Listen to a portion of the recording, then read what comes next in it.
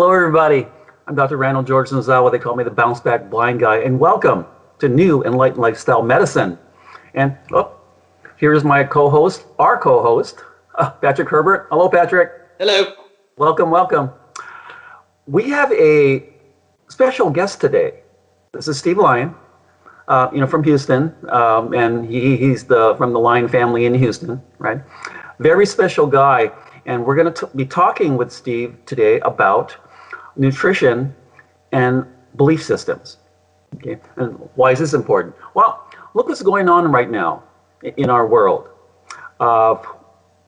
We live in fear. We've been taught to fear.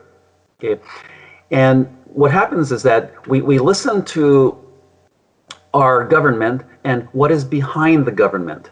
So who controls the government? And, we're going to be talking about that more in depth, and we already have in past shows. But why I wanted Steve Lyon on the show is because of how he chooses to eat. Because as you know, for me, it's, food is medicine and medicine is food. And of course, I'm borrowing that from Hippocrates. But isn't it true? Isn't it true? And when you eat clean food, organic food, and I'm a lot older than these guys, but in the 50s and 60s, that word organic really wasn't used because everything was made, grown cleanly, with less pesticides, with less herbicides, and Monsanto came into the scene, much later, in the 80s and 90s, of course, and now everything's poisoned. But food is actually a God gift, because food is not only meant for nutrition, but it's meant for information. Okay, and you say, well, how is that? Don't things just break down and we use all the vitamins, minerals, and all that? Yes and no. Okay, food was made for us creatures to eat, and usually, plant food. And then from there, animals came along, but they were meant for us not only for nutrition, but it's information, because that is information from the outside world that now we bring into us. And the same thing that I've told you on other shows too is things like viruses and bacteria. Okay, and that's in our microbiome. Viruses, bacteria, yeast, fungus. Okay, mold, parasites. Yes, parasites. And they all live in a commensal community. And what does that mean?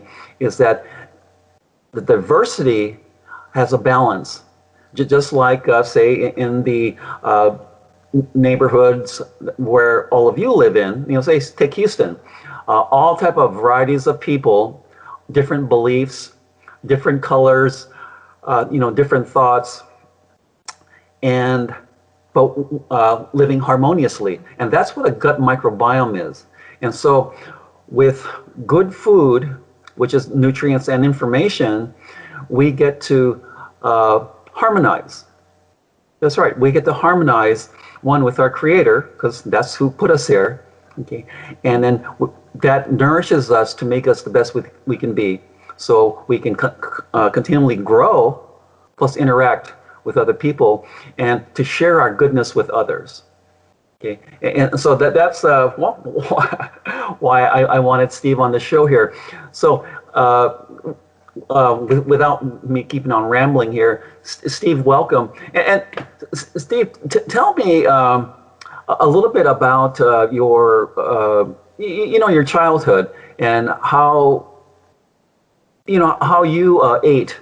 Within your family, and what your parents' thoughts were on how to feed your children. Yeah, thanks for having me, guys. Good to see you, Patrick, Dr. Randall. Appreciate the time that you're taking to have me on the show. But I just get straight to your question. When I was a kid, we grew up kind of eating what you'd say normal everyday Americans eat. We would go out to eat often. Any sort of fast food wasn't off the beaten path. We would just stop and grab something. We lived a lifestyle on the go. So, McDonald's, Burger King, name it, we went there, we ate that. My parents did cook some foods. but they just went to the grocery store and purchased what was available off the shelves. And you guys have been to grocery stores, and you know that it's very hard to find the clean and organic, non-GMO type stuff. Even in the organic, healthy sections, it's still hard to find the right stuff in there. Exactly. Sometimes. And it's deceptive too. If nobody minds me interjecting here, because they put a label above, like an HEB, they put a giant sign and it says organics, right? And you're like, oh, okay, that's great, but that doesn't really mean anything. Versus, you don't really have any proof behind it. It's not to interrupt there, but yeah, that just sprung to mind. Difficult, very difficult for shoppers. Mm-hmm. And so that's how we ate growing up. I even ate that way into my early adulthood years. Didn't know any different. Didn't experience any major health issues related to the way I was eating. I would say the most glaring issue was teeth issues, cavities, root canals, things like that. Yeah. Even though I was a diligent brusher and flosser, it still kind of reared its head in that manner.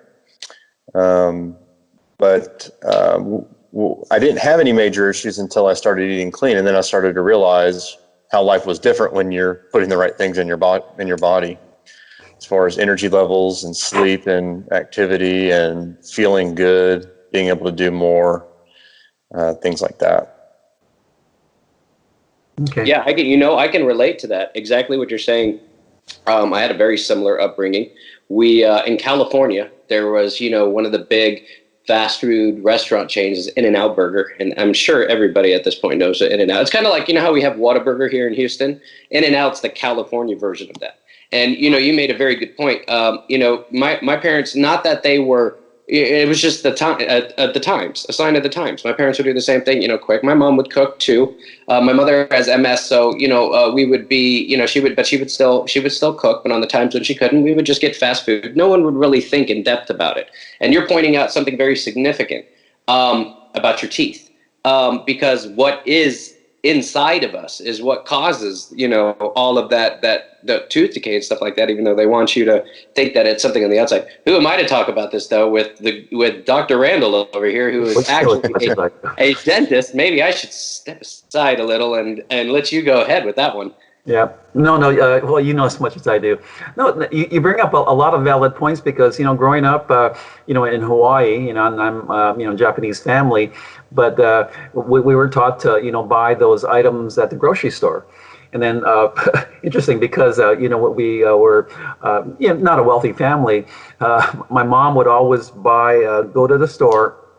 And back in Hawaii, the Safeway was quite popular, and so she would buy the lettuce that's a day away from being thrown out, and so when we and of course my dad never ate vegetables, and so I was the one to eat that, and I said, why is it always wilty? Well, lettuce comes like that. Oh, okay.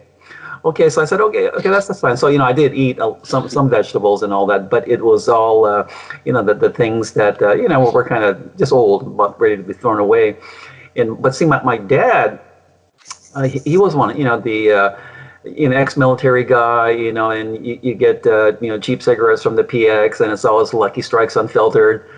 And, his was only fried pork chops and white rice. That's it, fried pork chops, white rice. So, I ate the same thing, except, of course, I had the wilted lettuce, and of course, there was, in an Asian family, that they started making me use chopsticks. I go, why do I want to do that when I can use a fork? I said, well, you have to learn how to do this because you're Asian. I said, oh, okay, wow, this how inconvenient. So I watched my mom and my dad, and so of course you get the dexterity to use chopsticks. But what they did, their technique was to just bring the bowl to your face and shovel it in. Oh, I can do that. So I became an expert at shoveling in. So, but growing up eating white rice and pork chops and wilted lettuce, and I noticed things with my mom. She was schizophrenic with a lot of bouts of deep depression, and I looked at her part of her diet, and that I think made things worse. And then when she finally came to live with me up here, in the mainland up here, we changed our diet, and she got off all her schizophrenia pills. And I never questioned back when before, because these are doctors. She's got schizophrenia, and we give them pills. And she went through a lot of bouts of electroconvulsive therapy, shock treatments, and she would be okay. But see that then you got this weird mind type of brainwashing kind of thing, and I don't know what got said to her. But she went through 7 of those things, and she'd always come home with a sewn type of doll in therapy. So I had 7 of them lining my bed. I said, "Oh, that's great. When you go back, I could get another animal, right?" But the eating was poor, and my dad, because of the poor lifestyle, smoking, and you only basically have 2 foods in a given day. Besides, he was forest ranger, but he was always eating junk food. But it was just pork chops and white rice.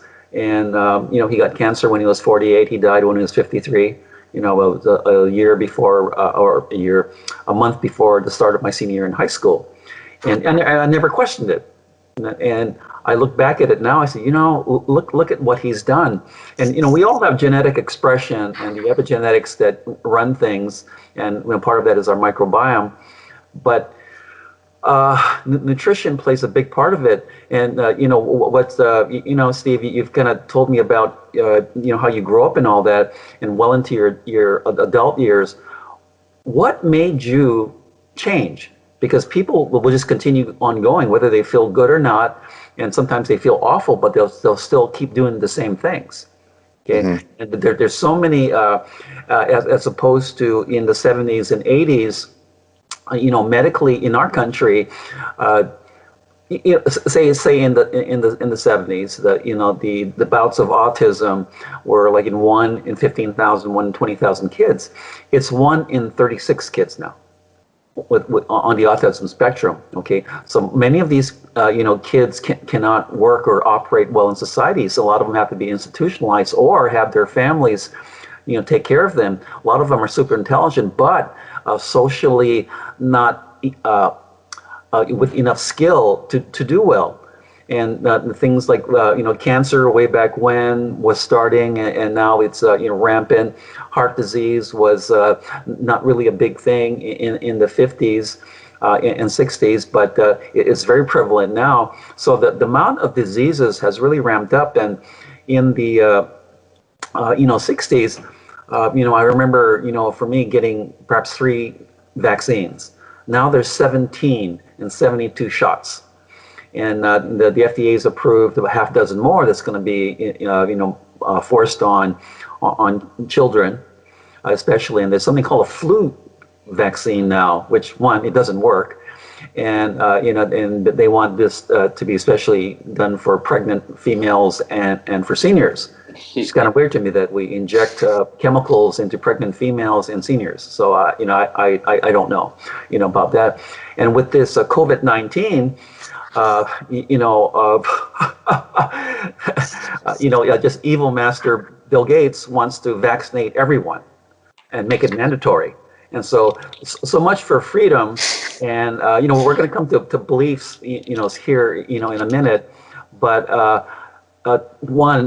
in my roundabout way, this is why I wanted to have you on, Steve, because, we're bombarded, with powers that are here that want to take away our freedom, our rights. And a lot of that is to bypass our belief systems. Do what I say or else. And so fear, and look at all of us here now. I think, and that's why I like working with Patrick, because his is, that there's always 2 sides to the same coin, or 2 sides to the same law, and that's actually a God law. 2 sides is a God law, because good comes paired with not so good, love comes paired with not love, and it's just like that. And a lot of it is choice, what you believe. To be true. And I think you can choose to be a bad guy, you can choose to be a good guy. Okay, and a lot of it is how you're raised and all that. But I gotta quit rambling here. See, what made you decide, for you personally, to change the way you were eating and to where it is now? What made you change? So it's not a quick turn on the light and you change your lifestyle and you clear out the pantry and you start buying all this stuff. You know everything. It takes time, and I'm still learning today how to eat better, how to live better, things like that. But the biggest catalyst really started when my wife got pregnant with our first child, and that was also a spiritual awakening as well for me, because I started wondering, what kind of dad am I going to be? The responsibility changed from this. I was living a very selfish lifestyle, me, doing everything for me, even in early years of my marriage, which wasn't going so well because I was being so selfish and not serving my spouse. But when she got pregnant, that was the big 2x4 slap across the face that said, Steve, it's time for you to start acting like a man. And acting like a man was treating my wife with the respect and love that she needs and deserves. And then also treating my body as a temple of God. In my belief system as a Christian, my body is a temple for the Holy Spirit. The Holy Spirit dwells within me.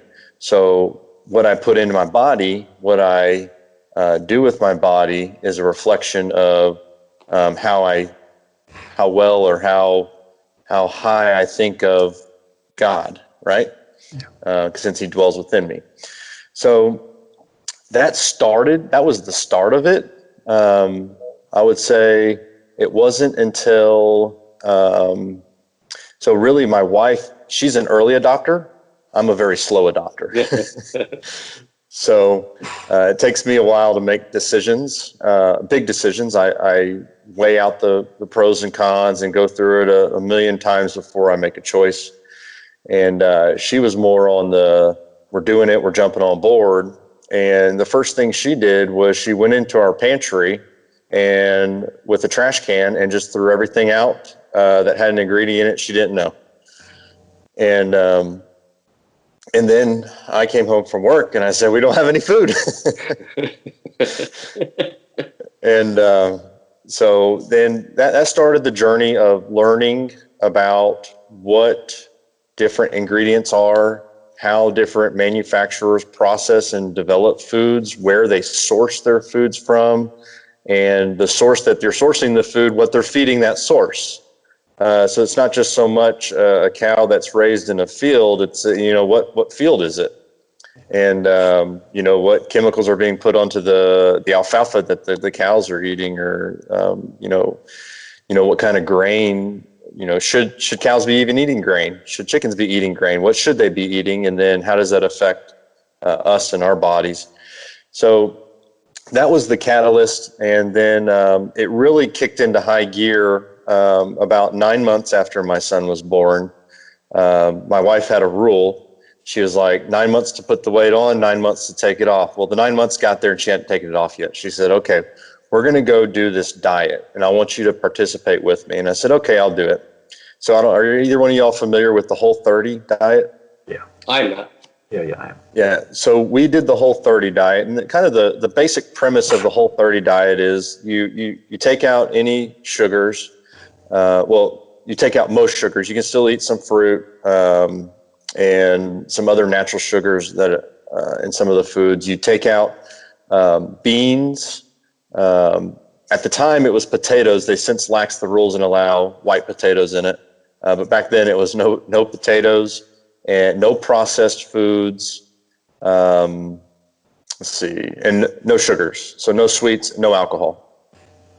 So I think the overarching premise of the diet was things that are difficult for your body to process, that your body has to work really hard to process. Let's strip those out and just put whole natural foods into your body.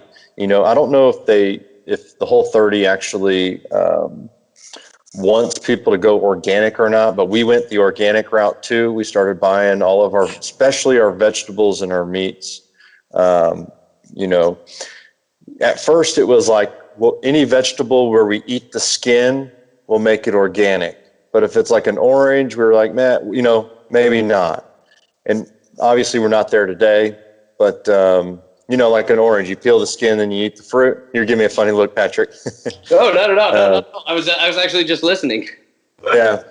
And then strawberries and grapes, you're eating the skin with the fruit. Those are the ones who we're buying straight organic, because as you both know, buying organic foods is more of a cost for the groceries. Mm-hmm. However, I believe in the long run, you end up saving money because of the adverse health effects of eating poorly. Oh yeah. So we did the Whole30, and then we had a really big fat juicy hamburger with cheese on it. That was another thing, no dairy. Mm-hmm. And so we had a big fat hamburger with cheese on it on day 31, and just our gut was terrible for a day. It was like, what are you doing to me? And that was about 6 years ago. And as things move forward, we learn more. Some of our big no-nos, like absolute no-nos, draw the line, are no GMO. We eat no added sugar. So anything that has added sugar, I say, we're not a very legalistic household. So we have these rules like, no GMO. But Dr. Randall, you sent me a question that said, what do you do when you go to a friend's house and they offer you food? Yeah. Well, if I'm not absolute, sometimes there is a mental block where I just cannot eat it. Mm-hmm. And I will just sit there and politely, I'll probably take a bite or two, but just get a small portion, take a bite or two, drink some water, and thank them for the meal, and then go home and eat something. That's fair, because what it leads to, gut inflammation and such. Go ahead. Mm-hmm. Sorry, I didn't mean to cut you off there. No, it's great. But other times, I'll eat the food. I think if somebody's going to invite you in their home and offer you food, I think out of respect for their household, whether you believe in what kinds of food they eat or not, you're not eating it on a daily basis. And honestly, I'm not going to people's homes often and having their food, unless it's Patrick's house, but I know what he's eating. Except one time you served me something. No, yeah, one time. Okay, so one time I did, and I felt guilty about this. Because I asked him. He has a get together every Sunday, and I'm like, all right, well, I'm bringing queso, and I of course, I can't find a good, block of cheese, so I end up settling for Velveeta, and I which is the worst. So I'm like, well, maybe he won't, maybe nobody will notice. And I'm like, well, that kind of makes me feel like crappy, because I'm like, what am I doing to these people? What am I feeding them? Tasted really good. And then he comes outside and he's like, so, hey, what did you use in the cheese? And I'm like, Velveeta.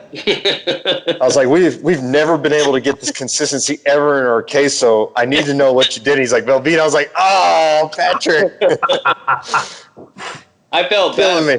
But yeah, because it's hard to find, and I know that you could get a Land O'Lakes version of that, but I have not been able to find it. But yeah, ever since then, I have held off on making queso, because I'm like, okay, yeah, this big chunk of rubber, literal rubber, that it's like you could throw it at people and it stays together. It's just not the most unnatural block of substance you've ever seen. Apologize for the interesting looks. That's one thing I've noticed about myself when I've watched these video backs. I'm like, why do I look like that? And I've got this right eyebrow that goes out of control and starts lifting up at times. So I'm trying to rein in and trying to look as neutral as possible. So please, yeah, it's not me making any. It's just, and I'm like, I asked Rochelle, I'm like, hey, do I do this when people are talking to me? She's like, whenever you're focusing, yes, you make these facial expressions and your right eyebrow always goes up. And I was like, oh, wow, didn't know that. So anyways, yeah, for all the viewers out there you go. That's why my right eyebrow goes up, because I'm heavily engaged in focusing on what somebody is saying. Anyways, yes. I ate Patrick's queso and it was good. Thank you. But that's not a regular thing. Again about this, because I invite them over, and I really take good care, because I want to cook them good meals. Him and his family, and we've had a lot of fun coming over, and and that was my one time. And I think there might have been a case where no, actually we're good, because the other day when I was making something, I could not find, they were out of like yellow and organic onions and red, and I had to get a white onion from somewhere. But, which, and it's like, once you start practicing, like you say, you really start paying attention to this because, we spend a lot of time making sure we're buying organic, especially when it comes to feeding my mom who has, she has MS. So, everything's about keeping her inflammation down. So it's, you literally, whenever you can't find an organic, for me personally, it weighs on my mind. I'm like, okay, well, we're eating awesome. Everything's organic except for this white onion, which is kind of like, which is frustrating. But for Steve, I know that they go to Whole Foods all the time. And also another thing that I wanted to ask you about too, you could probably tack on to the end because I know I interrupted you and I apologize for that, is the sourcing from the family farms, which to me is amazing because I believe supporting them is going to be the difference for all of us between living sustainable, real sustainable, not Agenda 21 is sustainable, real sustainable, healthy lifestyles, is supporting these people who are working their butt off, literally working their butt off to do everything right, raise it as God and nature intended it, and pure healthy foods. So, okay, I'll give it back to you, Steve. Sorry.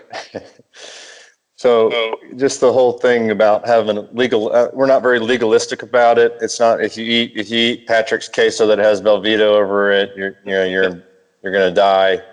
You got to take it all with a grain of salt, especially, one thing I wanted to do for all the viewers listening is, moving, if you're not doing this now, moving to a healthy eating lifestyle seems like a huge and daunting task and a big hurdle. And don't beat yourself up over it. Just move forward every day. Every day, do something different. Like day one, say, hey, maybe for the first month, you say, I'm just not going to eat anything that has added sugars. Okay, you can just do something simple and then just keep adding on to it and you'll get there. Because, when my wife went in and she cleared out the pantry, literally we had no food. And I was like, so what are we going to eat? She's like, let's go to McDonald's. No, I'm just kidding.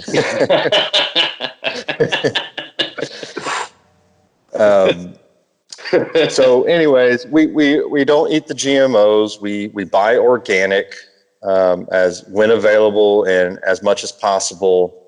No added sugars. We avoid processed foods as much as possible. Absolutely no food coloring or dyes. That's a hard line. That one's a hard one too with kids because they go to a kid's birthday party and get jelly beans or Skittles and it's like, man. So it's an education process with my kids. And I just kind of say like, look, mommy and daddy don't eat this. And here's why. We don't put that into our bodies. If you want to put something like that we find toxic into your body, that's your choice. And obviously, the discernment of a 2-year-old isn't quite there. But it's just a training process as they're growing up to educate them to be adults one day who have the ability to make good choices. That's what parenting is raising up a kid to have the ability to make good choices. And so then on the sourcing from farms that Patrick was asking about, even when you go to the Whole Foods market, if you go into their if you go in there to buy fish, they have like a color label system that tells you where it was sourced, farm raised, what it ate. I don't know. Y'all seen that before? I have, but I do go into Whole Foods, but no, I can't recall that. But one of the things I was going to ask you about was relation to their meats and poultry and stuff like that. So. Yeah. So, even like when you go and buy fish from a place like Whole Foods, you're going to get some farm raised tilapia that Whole Foods will sell. Mm-hmm. Yeah. And so even the snapper, so it's the wild caught that you want. And as far as the meats go, when you go and buy from Whole Foods, you don't really know where that you're trusting the company, which now is owned by Amazon. Amazon, yeah. Jeff Bezos, who's a nice big cabal frontman, for all the stuff that we talk Whole about. Foods, Yeah, so Whole Foods built this level of trust, building a great brand out of Austin, and they did really well for themselves, and they sold out and made millions. You can't blame them for that on the business side. But Whole Foods now, when we go in there, it's you got to take it with a grain of salt, because you just don't know anymore, and it's like it's all about profit now. And so when you source it from a local farm, the places that we source from, we actually get to meet the farmers. We get to talk to them about the farm. We get to know what they're doing, how things are going. One of the places we get our beef from, he calls us on early November, early December, like, hey, what are you guys doing for Thanksgiving? I'm about to slaughter a cow. What piece do you want? That's awesome, though.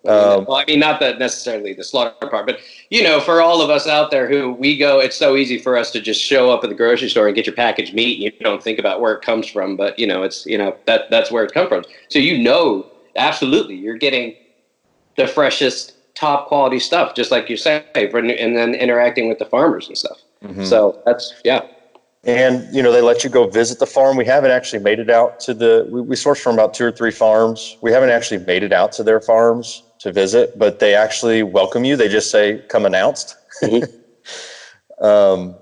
And another one that we switched over about 5 years ago was raw organic milk. All the ultra pasteurizing and pasteurizing, the boiling of that milk. We've started, and I'll tell you, that one's one of the hardest things to find.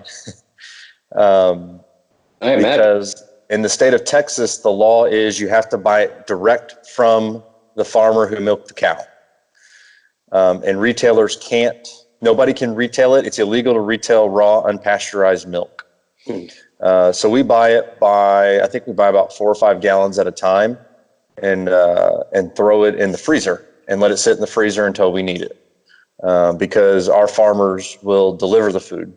So one of our farmers comes to Houston twice a month. Another one's once a month.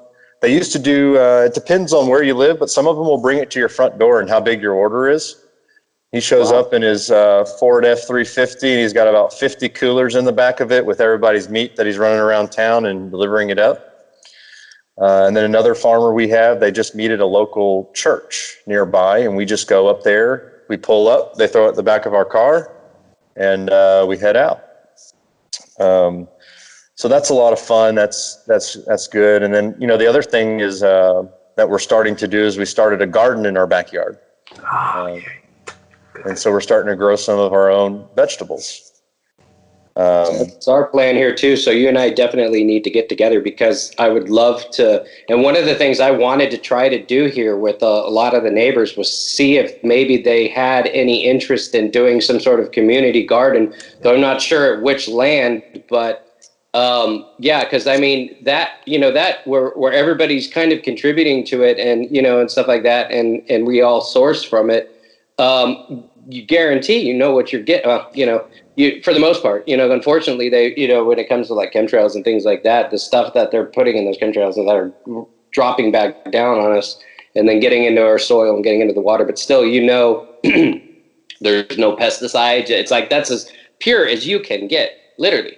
Because, and who doesn't want to, okay, I need a very fresh onion or whatever. And I've been watching a lot of these sites showing these different tactics. Have you seen the ones where they grow it in kind of like big barrels? That tactic for growing onions, and it keeps it up high, and they just plant it in a circle, and they fill the barrel with compost and stuff, and then they just kind of put the seeds and plant it. It grows like awesome, amazing onions. So there's all these tactics, and I definitely would love to get together with you and talk about those, because we want to do something like that here. And no, I mean, how more convenient can that be? Whenever you need something, you just go into your backyard. You know where it's coming from. You know what's put into it. And I believe really, in all my research, reading and learning a lot about, energy, which I call the code behind reality, is, you're putting in all your intention. You are going and you're feeding your family. You have got the best, most purest, most harmonious intention. I'm going to plant this food. I'm going to nurture this food. This food's going to be for my family, and that you've heard it said before that is that intention is transferred into into the food that you grow. And there were these wonderful experiences by Dr. Emoto regarding water crystals and harmony and positive labels versus negative labels. I think I've sent those to you. Some pictures of the people doing it with rice jars, where they put "I love you" on a jar of rice, and then "I hate you" on the other. And the one with the label that says "I love you," the rice doesn't rot. But the one that says "I hate you," it molecularly begins to rot and decompose. So, if you think about, and those symbols represent, intention, purity, love, harmony, all these what I call godlike virtues. And that is, and when you're doing your own food, man, and I think there was a movie years ago called something like Water for Chocolate, which kind of touched upon that subject. But I'm a big believer in that because I experimented with that myself. I had a small pot in my backyard when I lived in Tomball, and in it I had a aloe vera plant. It was really tiny, and so to test this, I put all these labels all over it. I love you so much. We love this plant, like all sorts of positive labels. The aloe vera plant, and I have it photographed, grew insanely, and it took over the whole pot. Literally, tons of aloe vera from there, and I photographed it, and I always thought it was one of the coolest things. I'll share. Maybe I'll when we edit these videos, I'll put this up on the screen. These examples of the Dr. Emoto experiments and some of the things he did with the water crystals. So yeah, I mean the backyard gardening is awesome. It's and unfortunately I think and we had a show. Our last show was about Agenda 21 and Agenda 2030, where they're pretty much changing. They're centralizing, like big agriculture. The United Nations is centralizing these things so that under the guise of sustainable development, they want to take over all the farms. They want to run all the small farmers off the land. They're teaming up with Monsanto to cover this stuff and pure chemicals like glyphosate, which is in Roundup, the active ingredient, which is causing cancer. And they're spraying our food with this because it's all gene spliced, the genetically modified seed, which I point out every show, literally. The genetically modified seed is designed to be able to resist the onslaught of glyphosate. But guess what? We consume that crop, but we're not gene spliced to be immune to that onslaught of glyphosate. So that ends up getting at us and screwing us up from the inside totally. And one of the things they're trying to do right now is they're trying to make it illegal to have a backyard garden.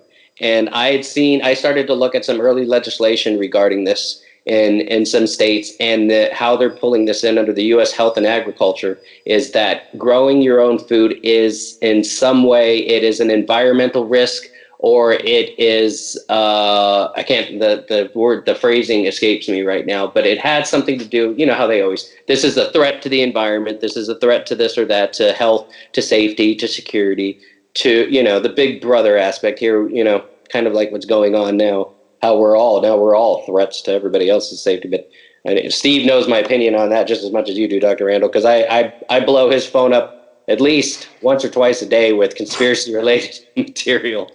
And so and I think that's really incredibly important, at least until they make it, difficult for us to do that, so that they centralize and they control all the food. How do you control the people? As Henry Kissinger said, you control the food supply and you control the water supply. Control the food, you control the people.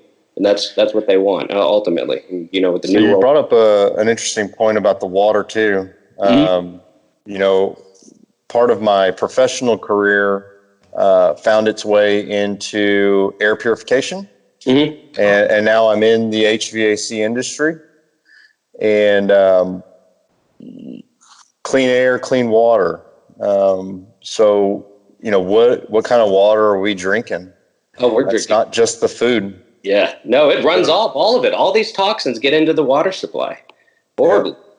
Yeah. It's like, and then we did, Dr. Randall and I were on the radio recently with Bob Charles, and we had this discussion, and he had mentioned, and you might know this, Dr. Randall, I just knew it and mentioned, but he said that these systems that are being deployed for purifying the water are not able to filter this out. Yeah, you can't. Right? Yeah. So it's like that's real scary, and with the crops now, especially in big agriculture, with the crops becoming resistant not the crops, I'm sorry, the weeds becoming resistant to glyphosate, and the bugs are becoming immune to the pesticides. So what they're doing is they're doubling down, they're tripling down, they're spraying hundreds of millions of gallons of this stuff, saturating the crops. All of it gets into the soil, all of it runs off into the water, but also all the fruits and vegetables, they source the glyphosate. And this, when you were talking about peeling the orange, this is what ran through my mind as I was thinking about how we have these fruits and they're water based, right? So, and they get all their nutrients from the soil, where they're pulling in all of this water and glyphosate and on all of this toxic stuff. But of course, they're immune to it. So that might have been why I made the funny expressions, because I was thinking of that, and I was thinking about oranges and apples. And somebody had said to me one time, avocados are safe because their skin is tough, and I was like, no, they're not safe, because we're not talking about a surface. We are talking about a surface application of pesticides and herbicides and stuff, but we're also talking about how it gets into the soil and then it's absorbed into the plant. So even if the avocado has tough skin, that doesn't matter at all. Sure, it might resist the outside application, but the internal application, nope, still there, still toxic. So that's how we started. Was when we started researching this, we were like, oh well, we'll just eat the ones where we can take the skin off. That are organic. And then as we started learning more and more, we're like, no, those are just as bad as the ones with, the grapes and the oranges. They both are infected. Mm-hmm. Yeah, it's true. And toxic. It says we were in that video I shared with you, the secret ingredients one. And a woman that's in there, her name is Zen Honeycutt, and she's actually, Dr. Randall has interviewed her.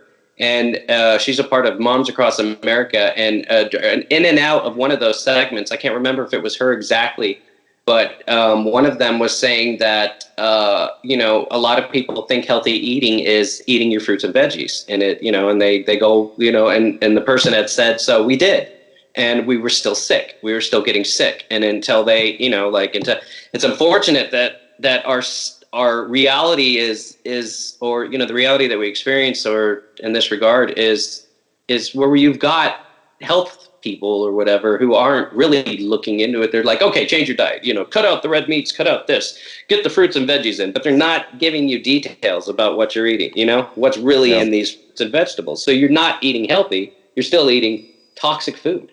It's incredible. So, what do you think, Dr. Randall? I love listening. Sorry, we've been dominating over here the conversation. No, I love listening to you guys. Steve, I listen to you, and it's I'll disagree with you on some points here, because you are an expert at nutrition. You know more than most of the doctors out there. Okay, I would say 95% of the doctors out there, because what they know how to do is dispense drugs.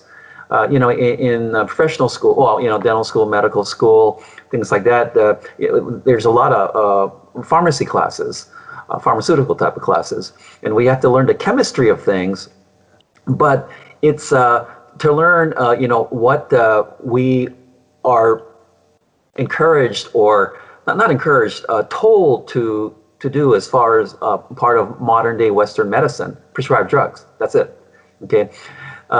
There's no nutrition classes in medical school or dental school. It's for medical school, it's an elective. For dental school, it's not. And I went to University of Washington, and back when 30 some years ago, it's top 3 dental schools in the country, right? But what do they tell you to do is that they tell you to put in these fillings called amalgams, which are half mercury, and because they're really good, and for the state exam, you've got to put that in and polish them, make them really shiny. Okay, and they say, well, fluoride is a really good thing because it prevents you from getting cavities. And then of course it goes, okay, and you never question why, because you're at this really hot dental school, right? And from there, you see fluorosis in the teeth, and I learned, years later, there's fluorosis in your bones. So why do older people sometimes, get their hip fractures or their bone fractures, or they're easily breaking bones and all that? And then, nobody thinks about fluoride. and then from there the calcification of your pineal gland in your brain. That creates melatonin, and one of the major spiritual organs in your head, that gets calcified, and so you I think you know a lot more than what you think, and from just being as a healthcare professional, you know as much or more than the people a lot of times you go to see for help. and the other thing, I listen to you, Steve, and I don't know what you do now, but you're actually a personal development teacher, because you understand learning, you understand just development and belief adoption or belief change. And what you've done as a parent and person is that you've given your children a chance to thrive. Because my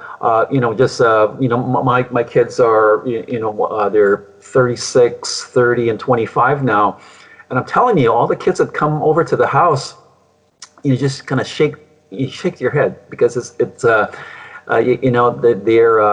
taught in very weird ways, and you can see the parenting. And when the kids were younger, a lot of these kids that would come over, they wouldn't leave. I go, don't you have to go home? Well, no, we can stay. I said, but what about your parents? And so when I get into asking that, Steve, it's they say, Dr. Randall, you're strict, but you never call us names, and you're always telling us that you can do it, and you tried your best. That's great. But when we go home, my parents, they tell us, we're worthless. You're a dumb shit. You never amount to much. I go, what? They actually say those kind of things? I say, yeah. Oh, I can see why you don't want to go home, but you have to go home because you don't live here. And so, you're, and like I was telling Patrick too, you guys can write parenting books, because it's yours is real life and it comes from your heart. And what you do, Steve, is that you give them choices. And you have a very analytic mind like that, but you're way kinder than I am. But you give your kids all these choices and what you think are good rules and all that. You say, okay, it's up to you. So you allow them to decide, as opposed to do this or else. Okay, this is this way.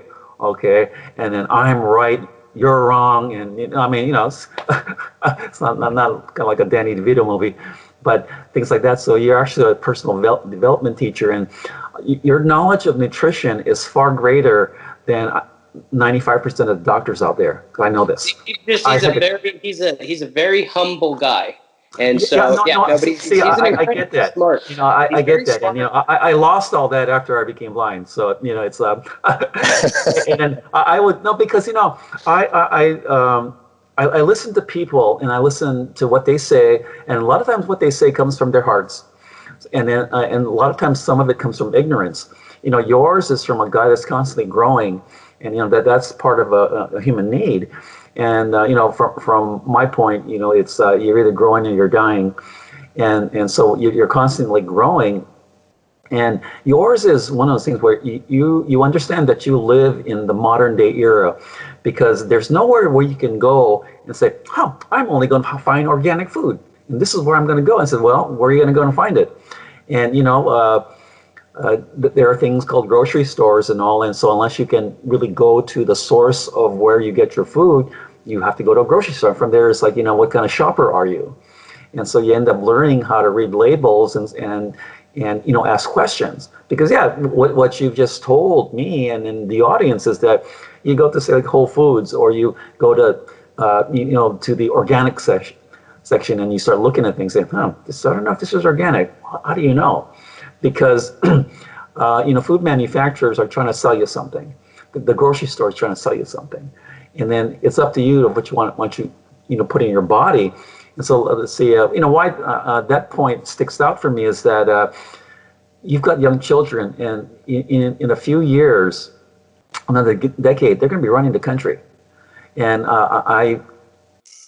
and that's a fact, because as we age and our time moves on, they're going to be running the country, and I think we need better leaders. We need more informed leaders, And we need leaders that care about other people, because Patrick and I talk about this a lot, and there's a lot of politicians out there, okay, but they're beholden to higher powers, which are people that pay them, whether it's your lobbyists and all that, so that that you elect these folks, but do they really care about you, or do they just want to get elected? See, because you're the first guest on this show, and why Patrick suggested you, is that you're a leader, and I think a much bigger one than you think, because as you live, people watch and observe. You may never meet all these folks. They go, look at that Steve guy. Wow, look at him, and then they find out what your habits are, and depending what your habits are, that shapes your character. And yours is constant growth, and you're choosing this lifestyle, and it's what you're teaching your kids, because a lot of food out there is poison, and folks think, oh, GMO, and to your scientist, that's kind of a cool thing, because now you can create something, and that's also called genetic engineering. Our bodies have never seen that before. Our bodies cannot digest it. It doesn't have the kind of natural energy. It doesn't have God flow. And one of my general rules here for eating is that if God didn't make it, I don't want to eat it. And so I'm not perfect, of course, because I like the pizza here and there, and everything that's convenient. We have our week. Steve and I have our weak spots.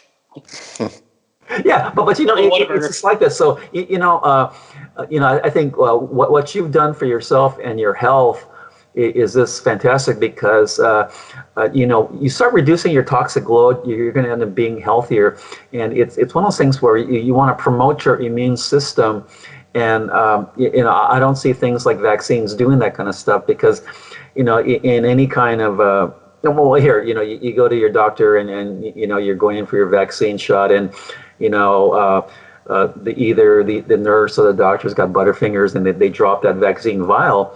Well, you've got to call the CDC, because it's hazardous waste. Okay, so while you're sitting in the waiting room, you're going to have these guys in the hazmat suits come in and go to the back and to clean that stuff up, and they say, well, Steve, you're next. Okay, why are those guys here? Oh, well, I dropped your vaccine vial, and it's poisonous.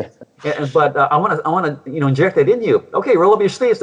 Oh, you'd run out the door with your kids going, we have to get out of here before they get us. Okay, and so it's little stuff like that, but yours in what you've learned and what you've shared with your children and with the audience here is that you get to learn. You learn, and employ that stuff in your lives, because, like I said, more nutrition than 95% of the doctors out there, and because from what you've just said here, your way that you live your life, and what you teach your kids. You're saving their lives. Okay, you are literally, and so you're a better doctor than those people out there with the DR in front of their names, because they're pill pushers, and they won't remember your name. The others that that they don't know or care if you live or die. Say, if this doesn't work, we'll give you the blue pill or the green pill, or we'll just pick another one, and come see me on Monday. Or there's things like Patrick and I were talking about the other day, something called a physician's assistant. These guys go to school for a couple of years, and then now they can prescribe drugs. They can write prescription. You don't need a doctor around. And so what you do, Steve, I think is far greater than what you think, because you're saving your lives. You're preventing yourself from getting these type of ailments that are so common now. Because you think you live long enough. Oh yes, I'm going to get cancer. Oh yes, I'm going to get heart disease. And you notice a lot of folks out there. And Patrick, you've had your lung problems too. People with lung cancer that never smoke. How the hell does that happen? Okay, and so you're showing people out there, especially your children, how to live cleanly. Because as much as I try to follow that rule, I break them too. But I tell my family here, and the clients that I have, and they're from all over the world. I say, if God doesn't make it, don't eat it. Just keep it simple that way. Well, but you know how hard that is. But I think the less toxic load, the better your immune system has a chance to to thrive. So I want to thank you for that. And the thing with dairy too, and we'll talk about nightshades here in a minute. But the thing with dairy is that humans are the only animal on Earth that drinks another species' milk. Yep. Yeah, we're the only one. And of course, We're one too, 'cause I like imported cheeses. I just also want to let me insert. Someone made Yeah. a good point to me the other day. They were like, you drink a cow's milk. Well, why not a cat's milk, or why not a donkey's milk, or why not why a cat? What's the And I was like, oh, I never really thought about it that way. It is a little strange. But go ahead, Dr. Randall. No, but I just think that's just a intricacy of being a human. But about 1,000 years ago, the cow's milk mutated, and so there's what's called A1 or A2, and then so the A1 mutation most humans can't digest, and it's different here in the United States as opposed to Europe, because over there it's more A2, and then that's why in some farms here that they're promoting A2 milk, and it's the difference between a Holstein cow or Guernsey or Jersey cows, and so those are the ones, if you're going to drink milk, to go that route. And of course what we found, or what's been found, is that camel's milk is actually the most nutritious. But other than the few camels that there are in California, they're not certified. Just like it is in Texas, it's got things that be certified that that they can't really sell that. But but I see where you're going with all this, because one is that you're teaching not only your children but the audience here of one, how to be healthy, because food is medicine and medicine is food, and that like I said, that's what you're teaching to your children and to a lot of the people here watching the show. So and for you want to keep your vessel as healthy as you can. And I'd say, I'll tell my doctor, it's like stay out of the medical system. It's going to get you sick. Stay away. And, like emergency medicine saved my life twice, and I appreciate all those kind of guys there. But you've given your children as well as our audience such incredible nutritional advice, and that's why I would disagree with you on the point you made earlier. You are an expert.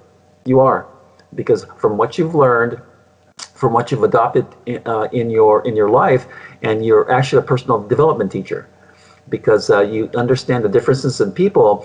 You show them all the facts, all the truths, everything that's real, and say, okay, up to you to decide how you want to live your life.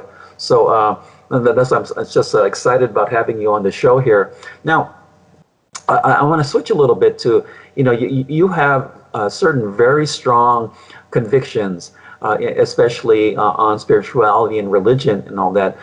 How did that come about with you, and why are you devoted to that?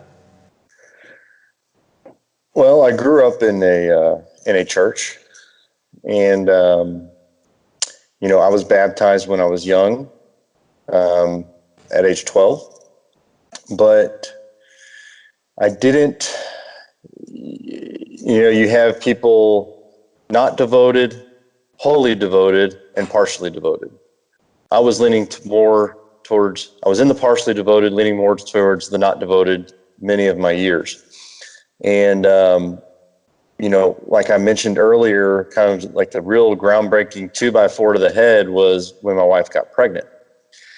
And I had these convictions that just came over me of my lifestyle choices. And it's not just what you eat, it's what you're doing, what you're saying, what you're watching, what you're reading, how you're treating other people.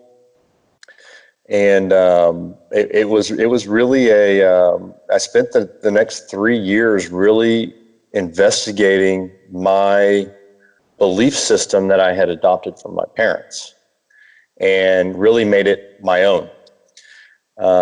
And so what is it that drives me in that direction is I believe that the Holy Spirit has intervened in my life, has pulled back torn the veil and shown me Jesus's face and said, look how beautiful and great this is. That's what you're supposed to be living your life for. And so I've had some spiritual world interactions through this journey. When you're coasting, the spiritual world leaves you alone. It's when you start shaking things up, you start getting spiritual attacks. And they haven't been just towards me. It's been me, my wife, my friends, my marriage, my kids. And, I have hope. I have trust in the Lord and the truths that are written in the Bible, that this world is temporary. My body is temporary. When I die, I'll be resurrected. My soul will live on forever. And I'll be given a new body in heaven. A whole and perfect body. And just I think the short answer to your question is just that the personal conviction is what is the main driver, the revealing of Jesus to me, which kind of tore the veil, showed me the truth. And that if you believe what the Bible says, and you read what it says, and you do what it says, you live a lifestyle of loving God and loving people. Jesus made it very clear in the New Testament when he was speaking. They said, they're talking about the old law, the Old Testament law, with the Pharisees, and he goes, the Pharisees are always trying to stump him, right? And they say, "What's the most important commandment?" And he says, "Love the Lord your God with all your heart, mind, body, soul, and strength. And love thy neighbor as yourself," as a close second. And then I don't know where this came from. It was probably an old pastor or theologian. He said, I heard this from a pastor. He said, then the Pharisees said, "Well, I've already done that. Or sorry, what else do we need to do? What's the next thing we need to do?" And he goes, "Get number 1, get number 2 right, and then you can talk to me about number 3. Because it's really that simple. If you can love God and love people, you're doing well.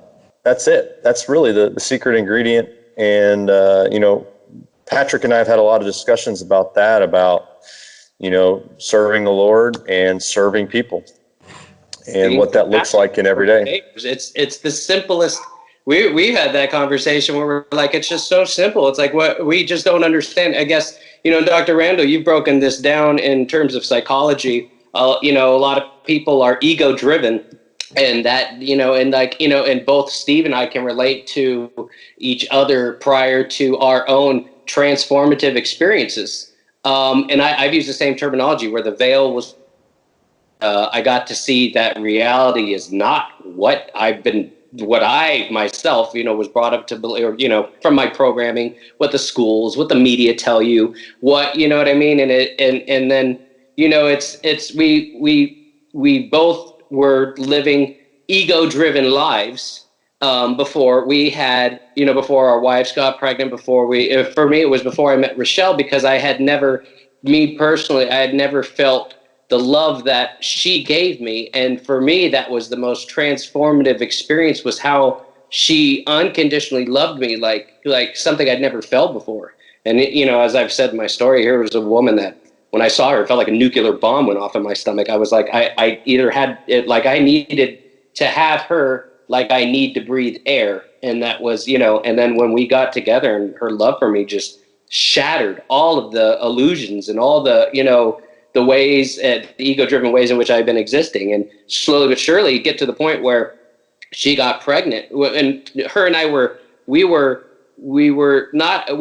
selfish together, kind of like you know how you were saying you were living a selfish life, and we were both the same way. We were both living selfish lives, but we were living selfish lives together. And then she got pregnant, and then of course that is a huge, you can't eat, because it literally is the transformation from service to self, an ego-driven existence, where suddenly this thing comes and it needs your compassion It needs your nourishment. It needs your love. It needs you to have it together, because otherwise you're not going to deliver on those other items, So it changes, and you get changed, and you're like, oh crap, I'm not living, everything that I thought I was living, every way in which I was living is not right. It's not going to be sustainable for this new venture, with having children and stuff like that. So that is a huge, multiple transformative experiences, and bringing it back down to,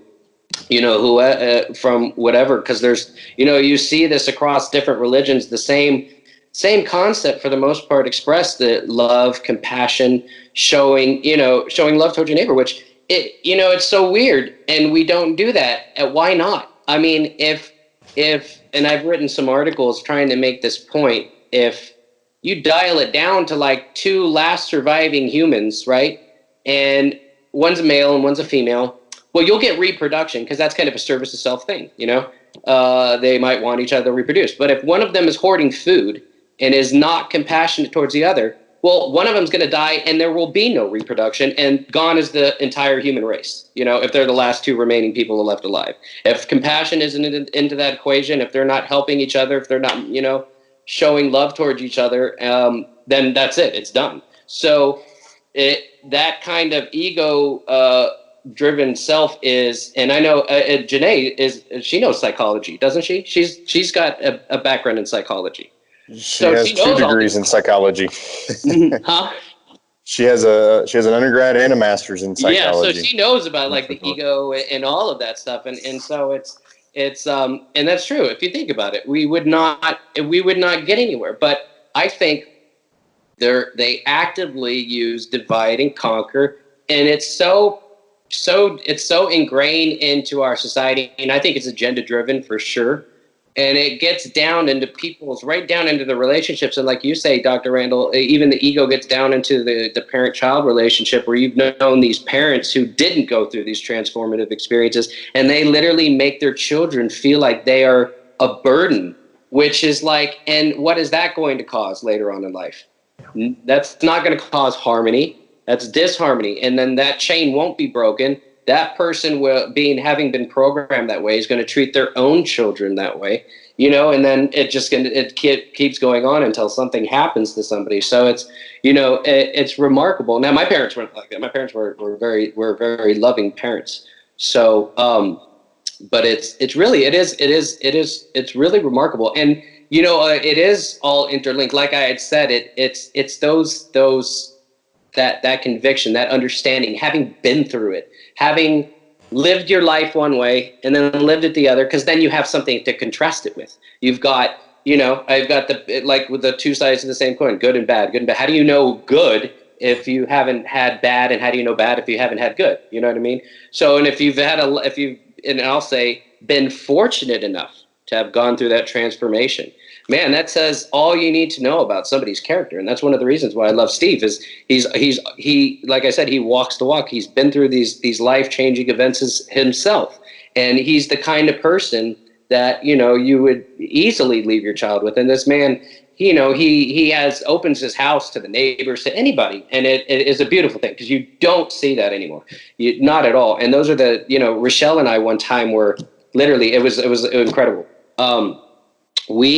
Because we wear our shirts that say, I love my awesome husband and I love my awesome wife, every day. And, and people that's a little weird to them for some reason or another. I'm not sure why. We get all sorts of different reactions, but, because of the way we are with each other and stuff, when we lived in Tomball, we'd know all our neighbors on the streets, but they would kind of keep a respectful distance. And every time we would talk to them, they'd always have something dramatic going on in their life. Like one woman was like, she's like, under her, we barely even knew her, and under her breath, she's like, I don't think my husband and I are going to be together much longer. And we're kind of like, well, I'm sorry to hear that, it's like we're, and then there's other people, and they're bickering and they're fighting. And then there's these other people, and they all click per, what I have come to understand, and in certain circles, as per what is called the law of attraction. And I actually, a friend of mine, one of my very good friends, Reggie Dees, whose father's a minister, and he wants to be a minister as well. He was the one, he had tried to tell me about a book he read called The Secret. And it was about one of the God laws of the universal law of attraction.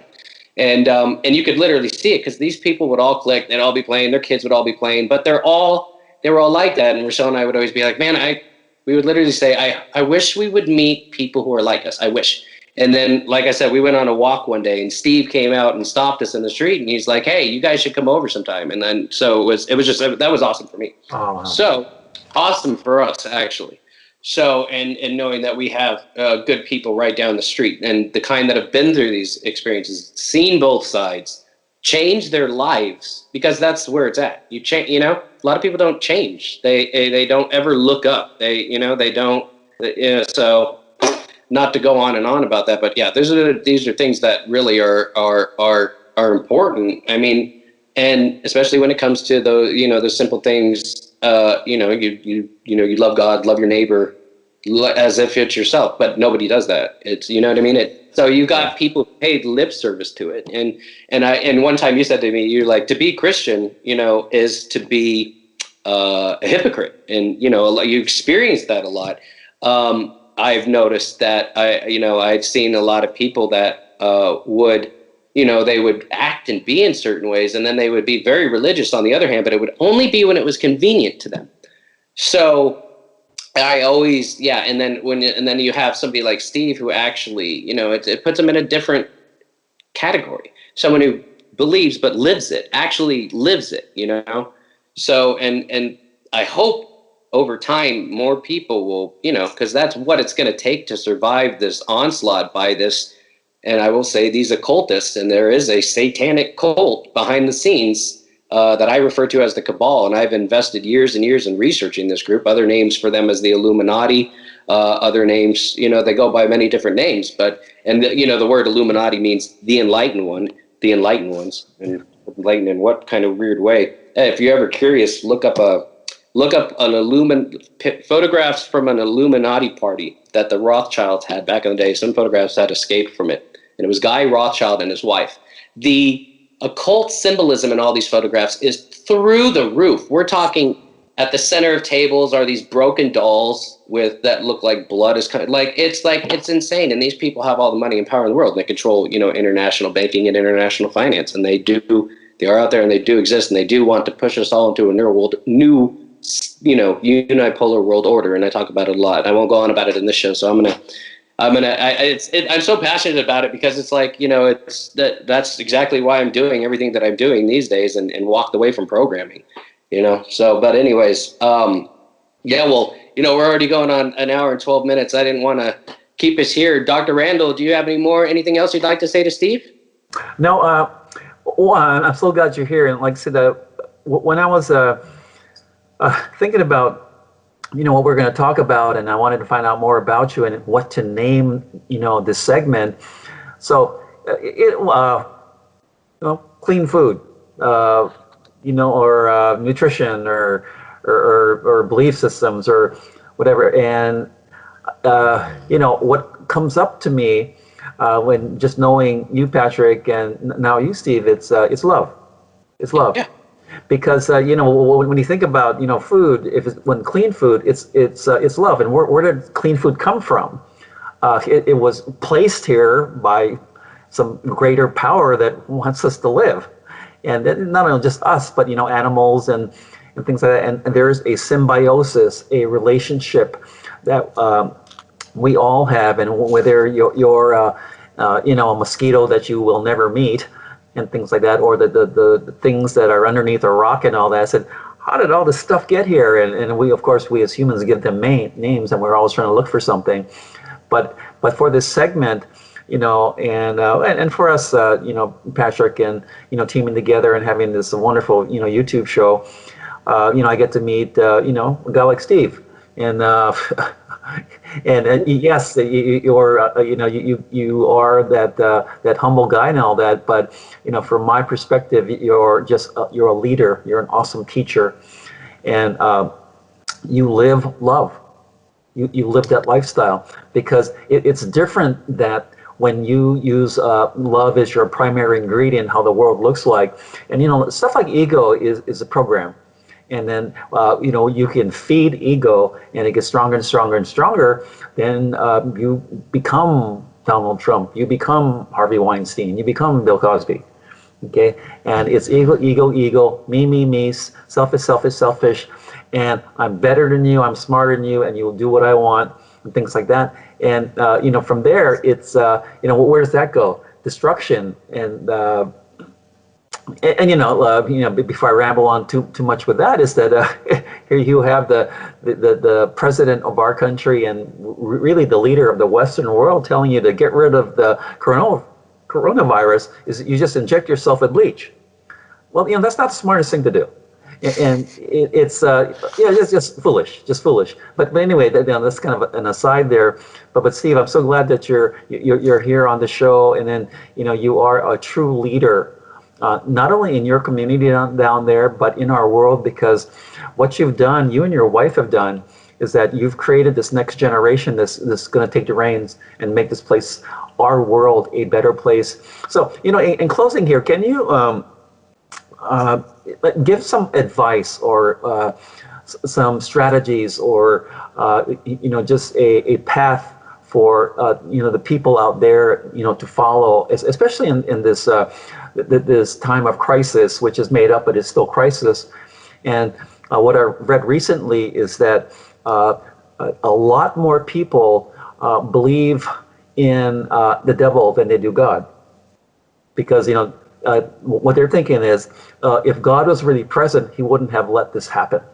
Okay, and so it's like folks are like that out there, but they all have their belief systems too, and the primary one is Christian. Okay, but can you give some advice or some counseling for those folks out there in our closing moments here of how to live and how to live with love? And I just leave it up to you. If you can think on that a moment and just give some advice out there, because how do we love our world is struggling. Our world is struggling.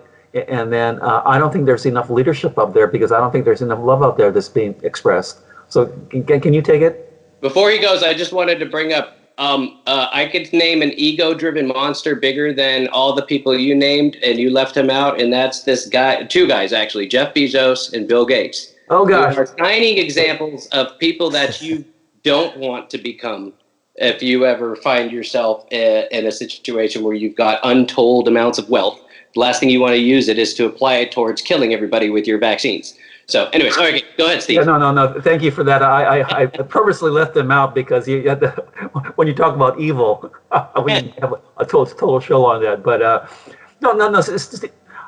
Steve, please, give some advice to all of us out here, because we need your leadership. All right. Well, first of all, thanks, Dr. Randall and Patrick. I really appreciate it. This has been great. I'm going to call it encouragement. So the encouragement is God is in control. This isn't an out of control, chaotic thing. He created it all. And so also all things are for good. It's just perspective. Right now we're in the middle of it, and we don't have the perspective that God has. Just a couple silver lining things in this quote unquote quarantine time of well people is there are families who are sitting around the kitchen table and having a dinner or a lunch together that haven't done that in years. That is huge. That's what's missing in our society, is the family unit. Other silver linings in Texas, I don't really know about other states, is, elective abortions have been stopped by the governor. That's saving a lot of lives. And probably it's saving more than are dying from coronavirus right now, according to the World Health Organization numbers. You guys and I both know that those are questionable. Uh-huh. And then the other word of encouragement is, if you have lost your hope, if you feel like you're in a rut, if you feel down, if you're feeling depressed, you got to talk to somebody. You can't, people, God created Adam and saw that he needed a companion. And then he created relationships, and God created more than one man for relationships, and we need to talk to people. You need to have somebody that you can talk to and work through things. And just because you're stuck in your home doesn't mean you can't talk to people. We have so many great resources now with Skype, Zoom, GoToMeeting, just video, iPhone video calls. Androids can do it too. You can talk to people about what's going on, and try to work through those issues. Find hope. There is hope that this isn't all that there is. Earth isn't everything. There's life beyond this. There's a higher being and a higher power, and we can have hope. And then don't let the news, don't let the media, don't let the neighbor who's always negative or creating drama get you down. You turn the TV off. Yeah, that's the best advice. Yeah. Just turn it off. It's not worth the noise. And that's what it is. It's just noise. They're not going to tell you the good stuff. They're going to tell you what gives them ratings. Because at the end of the day, it's just a business too. Just like the dentist, just like the doctors, just like the hospitals, they're all in it to make money. So be encouraged. Know that you are loved. If you feel like you aren't loved, you are loved. I love you. Whoever's out there needs somebody to tell them that they love you. I love you. You are loved. And you can do this. There is hope. People love you. And turn off the TV. Yeah, best advice right there. That's what I say. And it's true. And same, and all of us who do practice that, and actively practice loving people unconditionally. And you know what? It's funny because people don't realize what it does to you internally when you do behave that way. You live a life that you feel good about everything because you're not carrying around any hate, essentially. So it's an incredible way to exist. Thank you very much, Steve. I'm so grateful. We're definitely going to have you back, granted you are willing. We would love to, one of these days, or not one of these days, but I'm going to continue to turn you into a conspiracy theorist. And we'll be having big, long shows about conspiracy-related material. And of course, yeah, thanks. And thank you, Dr. Randall, for your time this afternoon. So we got episode 5. If you guys had seen me kind of moving my eyes and looking around a little randomly, it wasn't about what anybody was saying. There's construction going on, and I don't know. I'll have to listen to the recording. A very high-pitched noise has been happening, so I've been a little bit concerned that it might be getting into the recording, but it's actually stopped now. So I haven't heard it. For any viewers that are out there thinking that I was, if I looked a little strange at what they were saying, it was because I was hearing a construction noise. So, all right. Well, thanks again so much, and we'll be in touch. Thank you, Dr. Randall. Thank you, Steve, and thank you for watching, everybody. Oh, and also thank you to our partners at Cloudbreak for making this happen. We're very appreciative. And, well, goodbye, everybody. Thank you. Take care. Bye-bye. Bye.